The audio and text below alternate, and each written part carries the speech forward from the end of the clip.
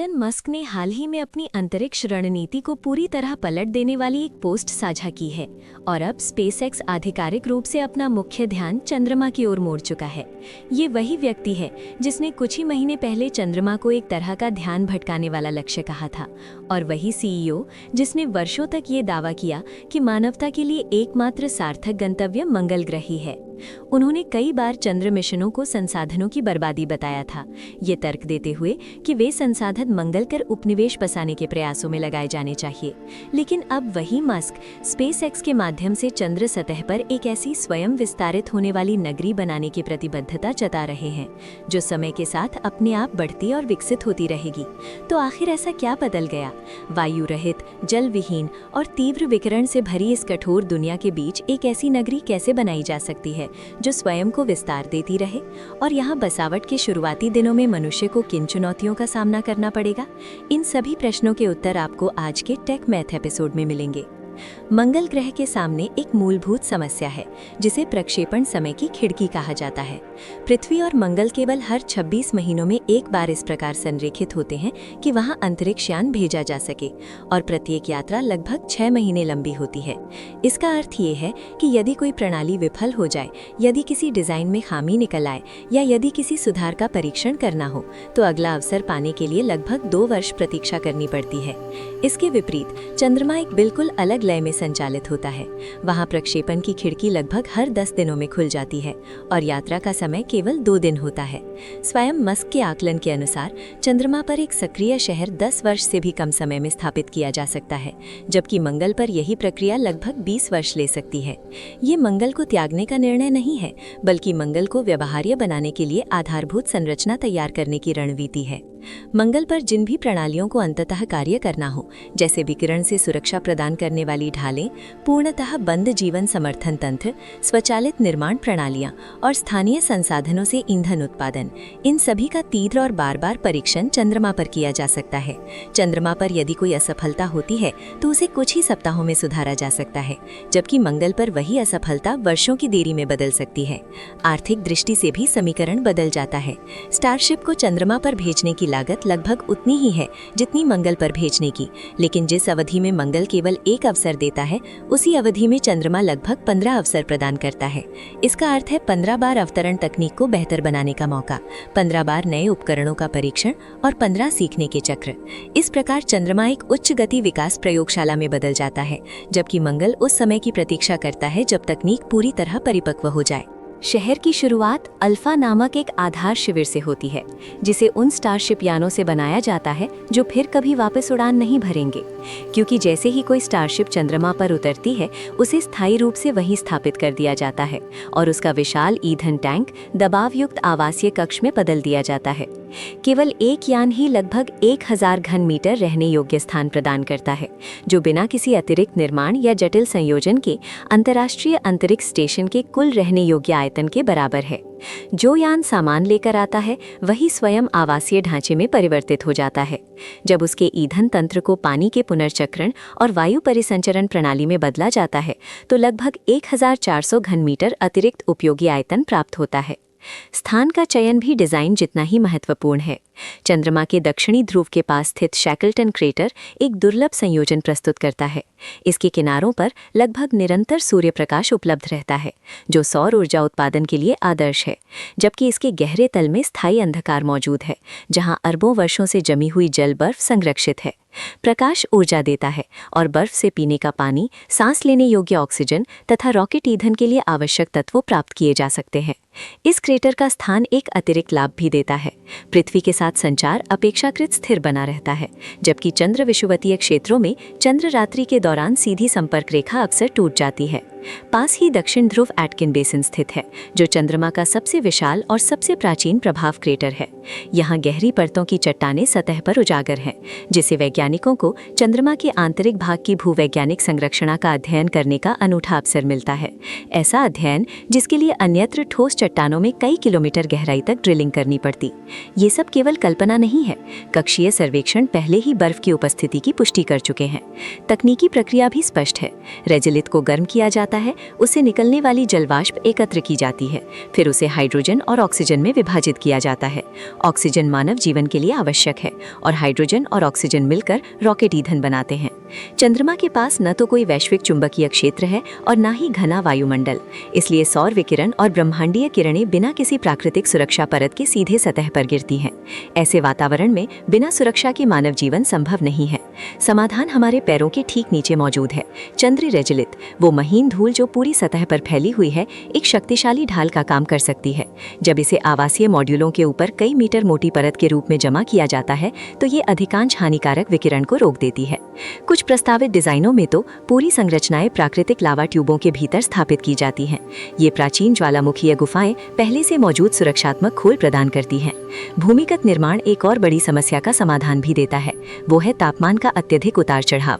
चंद्र सतह पर तापमान धूप में लगभग 127 डिग्री सेल्सियस तक पहुंच सकता है और अंधेरे में गिरकर -173 डिग्री सेल्सियस तक जा सकता है, जबकि भूमिगत तापमान अपेक्षाकृत स्थिर रहता है। इसका अर्थ है तापमान नियंत्रित रखने के लिए कम ऊर्जा की आवश्यकता, उपकरणों के लिए अधिक स्थिर परिस्थितियां और मानव स्वास्थ्य के लिए कहीं अधिक सुरक्षित वातावरण। चंद्रमा पर जीवन समर्थन प्रणाली एक पूर्णतः बंद चक्र की तरह कार्य करती है, जहां किसी आपात स्थिति में बाहरी आपूर्ति पर निर्भर रहने का विकल्प मौजूद नहीं होता। आधार को पानी, हवा और यहाँ तक कि अपशिष्ट तक हर चीज को पुनः चक्रित करना पड़ता है। उन्नत निस्पंदन प्रणालियां वायु की नमी, मूत्र और अपशिष्ट जल से पानी पुनः प्राप्त करती हैं। कार्बन फिल्टर सांस से निकले कार्बन डाइऑक्साइड को पकड़कर उसे फिर से ऑक्सीजन में परिवर्तित करते हैं। शुरुआती खाद्य आपूर्ति पृथ्वी से आएगी, लेकिन धीरे धीरे हाइड्रोपोनिक्स और एरोपोनिक्स जैसी मिट्टी रहित खेती ताज़ा भोजन उपलब्ध कराना शुरू कर देगी।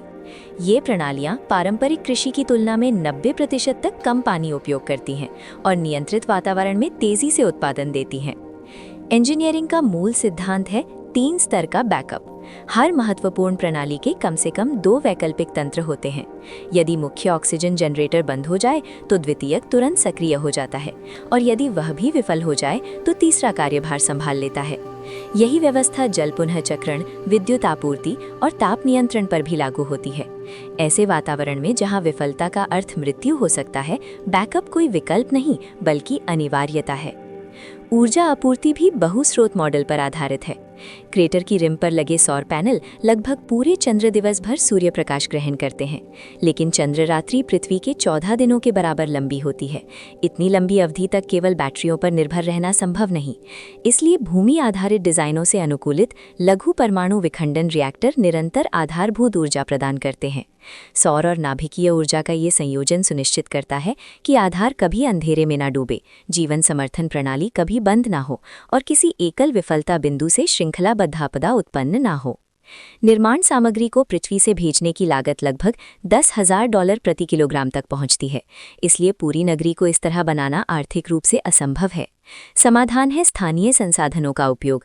चंद्र रेजुलिथ के लिए विशेष रूप से डिजाइन किए गए 3D प्रिंटर परत दर परत संरचनाएं बना सकते हैं। रेजुलिथ को बाइंडर के साथ मिलाया जाता है या केंद्रित सूर्य प्रकाश से सिंटर कर ठोस ब्लॉकों में बदला जाता है। खतरनाक कार्य खुदाई, ढुलाई, असेंबली रोबोट करते हैं, जबकि मानव निगरानी, निर्णय आधारित जटिल कार्यों और समस्या समाधान पर ध्यान केंद्रित करते हैं। रोबोट बिना शिफ्ट, बिना विश्राम लगातार काम कर सकते हैं। स्वचालित खुदाई मशीनें भूमिगत सुरंगों के लिए खाइयां खोदती हैं। निर्माण ड्रोन सिंटर किए गए ब्लॉकों को दीवारों में व्यवस्थित करते हैं और स्वचालित वाहन विभिन्न कार्यस्थलों के बीच सामग्री पहुंचाते हैं। मनुष्य लक्ष्य निर्धारित करते हैं, प्रगति पर नजर रखते हैं और असामान्य परिस्थितियों में हस्तक्षेप करते हैं। 10 लोगों की एक टीम सैकड़ों मशीनों की निगरानी कर सकती है।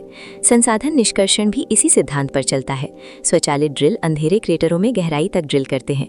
हीटिंग यूनिट रेजुलिथ को गर्म करती है। संग्रह प्रणाली जलवाष्प पकड़ती है और प्रसंस्करण संयंत्र हाइड्रोजन तथा ऑक्सीजन को अलग करते हैं। पूरी श्रृंखला न्यूनतम मानवीय हस्तक्षेप के साथ संचालित होती है। आधार का विकास श्रमबल से नहीं बल्कि नियंत्रित स्वचालन से होता है।